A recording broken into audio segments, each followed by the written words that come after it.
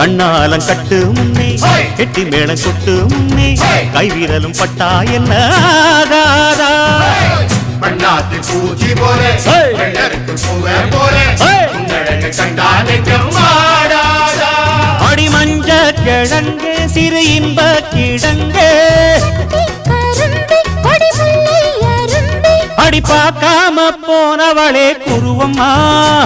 ஒரு பெண்ணென வந்தது பொண்ணுல பண்ணிய உருவமா